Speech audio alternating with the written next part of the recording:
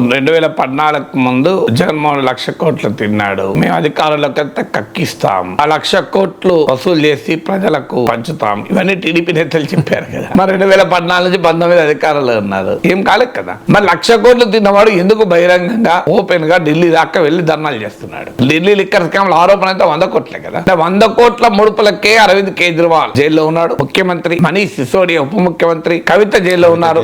మరి 100 కోట్లకు వీళ్ళు జైలు ఉంటే 1,00,000 కోట్లకు వాళ్ళు జగన్ ఎదుర్కొంటలేడు? ఆ సూటి ప్రశ్న. ఎవరికి ఏ అదృశ్య శక్తి కాపాడుతోంది? ఇది చంద్రబాబు నాయుడుకు అర్థం కావాలి. ఇప్పుడు 100 కోట్లు ఉన్నవాడు జైల్లో ఉండి 1,00,000 కోట్లు తిన్నవాడు బయట ఎదుర్కొంటాడు. జగన్ అధికారంలో ఉంటే ఆయన ఇదే మాట చెప్పాడు, చంద్రబాబు నాయుడు దోచుకున్నాడు స్కిల్ డెవలప్మెంట్, సిబిసిఐడి ఈడీ రెండు కలిసి కేసులు పెట్టాయి. సరిగ్గా ఇప్పుడు మళ్ళీ జగన్ పేరు సిబిసిఐడి మళ్ళీ ఈడీ, సంస్థల పేరు విశ్వాసం పోతుంది ప్రజలకు. ఎవరి అధికారంలో ఉంటే వాళ్ళు ప్రత్యర్థిలో కేసులు పెడతారు, ఏం జరగడం లేదు, అల్టిమేట్గా ఏం జరగడం లేదు.